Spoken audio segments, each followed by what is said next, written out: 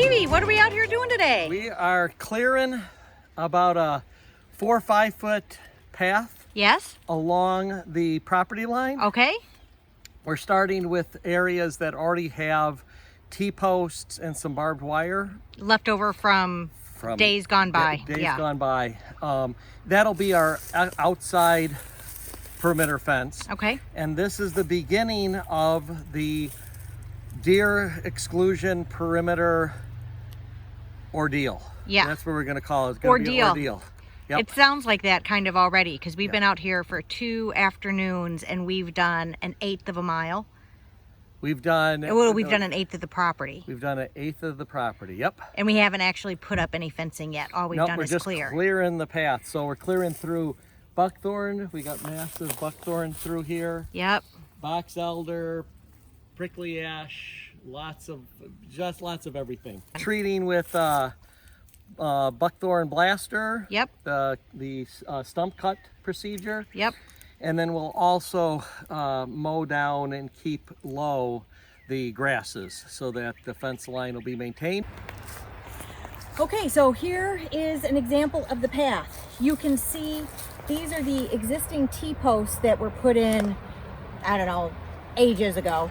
Yep. And this is actually not barbed wire in this section. Some sections it's barbed wire, some sections it's just cable. But these are actually at kind of the height that we want. We want about 8 inches from the ground and about 20 inches from the ground. And so this is close enough for our purposes. So we're going to save ourselves a little bit of work, repurpose this as the exterior most fence for the deer exclusion fence. And then we will come over about 3 feet, so about here, and this is where we will put up some 7-foot, actually it's 8-foot T-posts, and we'll, you got to sink them into the ground so that they don't fall over. And so our tallest wire will be about 7 feet. So we'll have these 2 fences, and then outside of the 3-foot fence, we're going to do some of this stuff, which actually works out well because that makes our life much easier than hauling it away. You put this here to further discourage the deer from coming up.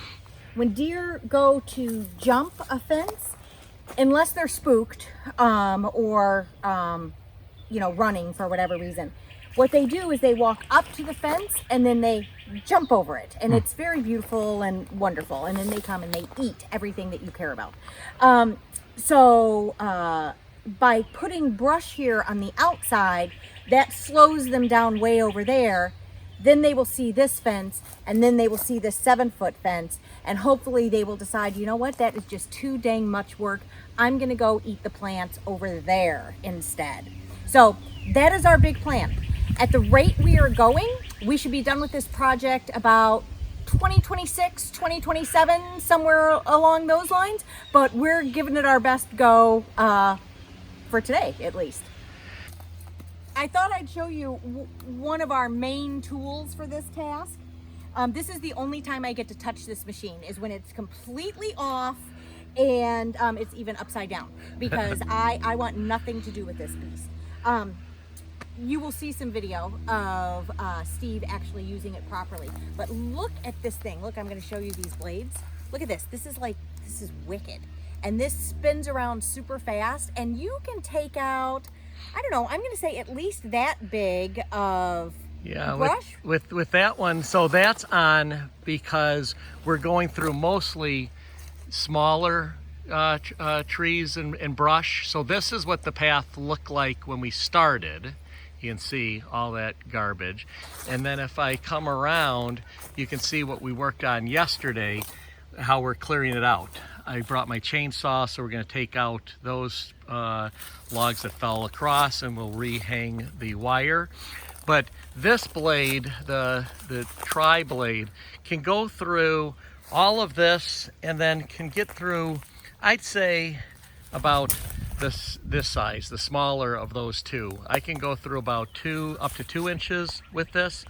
Then I have another blade that has, I don't know, maybe 60 carbide tipped, and so that will go through larger, and I can go all the way down flush to the ground because the carbide is harder, and then I just throw those blades away.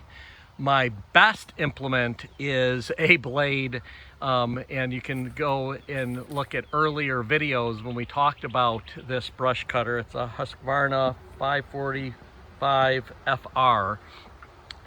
I have blades that are chainsaw teeth. And so it's a spinning, it looks like a circular saw with chainsaw blades around it. That I can... Total death machine. Total death machine, but that I can go through up to about 6 inch by working around the base. And so that's kind of nice. When I get that big though, then I'll just use the chainsaw. So you can see the progress we made. And we've got 7/8 more. We got a total of about 0.91 miles is what we're gonna do. So away we go. There we go. Didn't even need the chainsaw. Didn't even need the chainsaw. Chainsaw, schmainsaw. Just your bare hands. Yep. You big stud. That's right. Flex for us, Steve. Flex for us.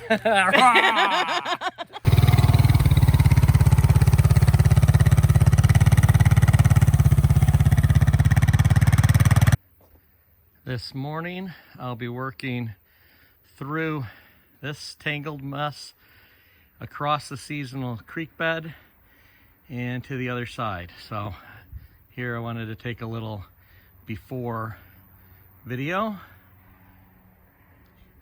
can see the brush cutter there, and we'll create a path straight through, up and over.